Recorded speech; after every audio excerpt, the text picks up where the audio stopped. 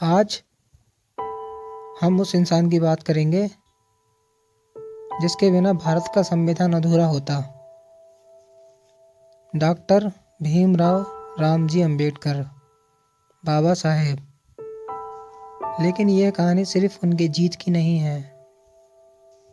यह कहानी है उस दर्द की जो उन्होंने हर सांस के साथ जिया, सिर्फ इसलिए क्योंकि वो एक नीच जाति में पैदा हुए। सोचिए, एक बच्चा जो प्यास से तड़प रहा है, लेकिन पानी उसके होठों को छू नहीं सकता। स्कूल में है, लेकिन ज़मीन पर कोने में अलग बैठाया गया है। उसकी कोई गलती नहीं, फिर भी सज़ा मिल रही है। यही दर्द बाबा साहेब ने झेला, यही दर्द करोड़ों लोगों ने झेला। और आज भी हर दिन कोई ना कोई बच्चा वही जख्म दोबारा जी रहा है। यह फिल्म हमें बताएगी कि जातिवाद कितना अमानवीय है और उससे लड़ना कितना ज़रूरी। आंखों में आंसू बहेंगे, लेकिन शायद दिल थोड़ा इंसान बन जाए।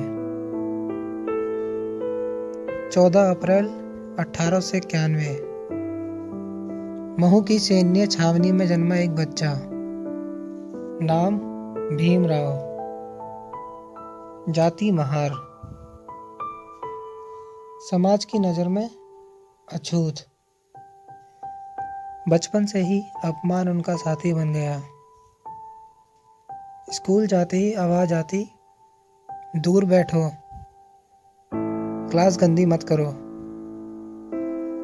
ब्लैक बोर्ड पास से देखने का हक नहीं। प्यास लगे तो ऊंची जाति वाले को बोलना पड़ता, जो ऊपर से पानी डालता ताकि छूना ना पड़े। एक बार ट्रेन में सफर, जाति पता चली और एक मासूम बच्चे को धक्का देकर बाहर फेंक दिया गया।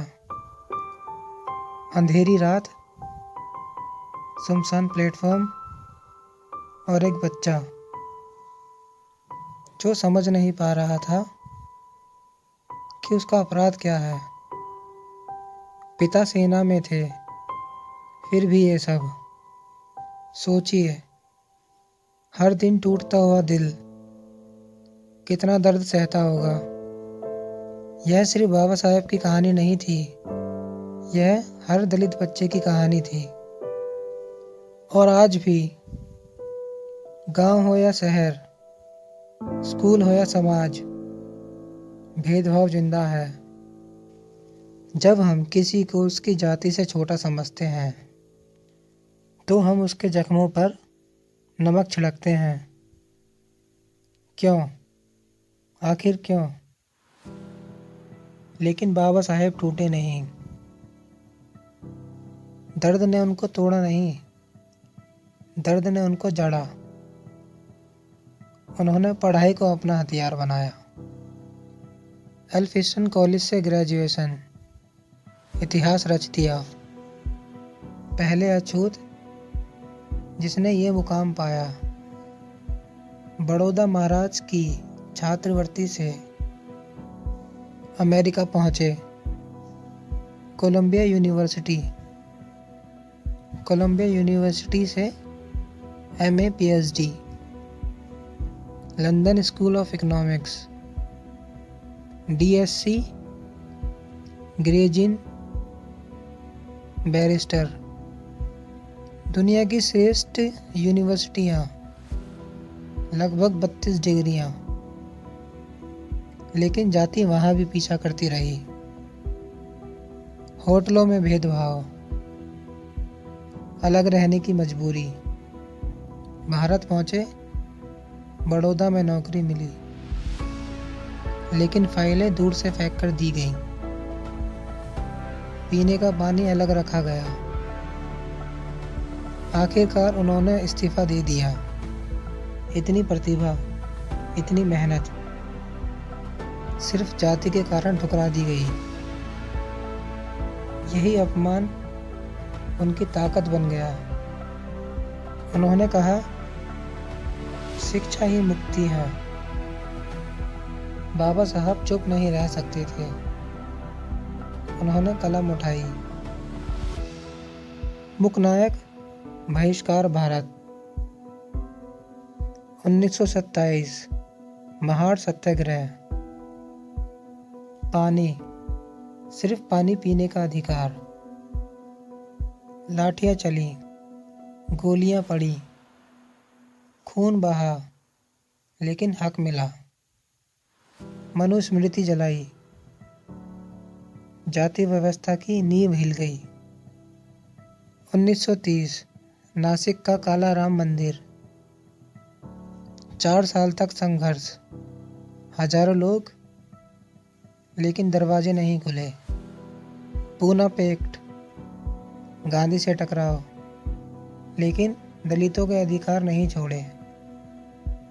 उन्होंने कहा, जो धर्म बराबरी नहीं देता वो धर्म नहीं, वो कैद है। कहा जाता है, जब अंग्रेज भारत आए तो उन्होंने इस देश को बहुत गहराई से समझा। उन्होंने कहा था, अगर भारत को कमज़ोर करना है तो इसे बाहर से नहीं, अंदर से तोड़ो। इनकी जातियों को जिंदा रखो, इनके बीच नफरत फैलाओ। और आज सबसे दर्दनाक सच यह है कि हम वही कर रहे हैं जो कभी विदेशी शासक चाहते थे।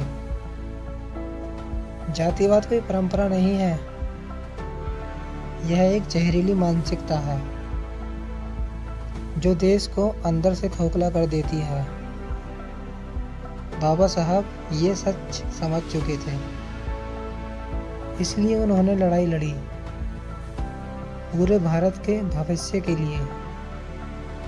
14 अक्टूबर 1956 नागपुर दीक्षा भूमि।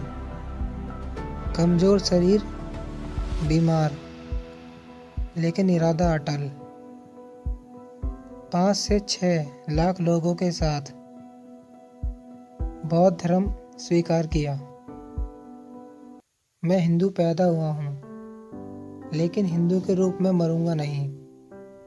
आज़ादी के बाद संविधान निर्माण की जिम्मेदारी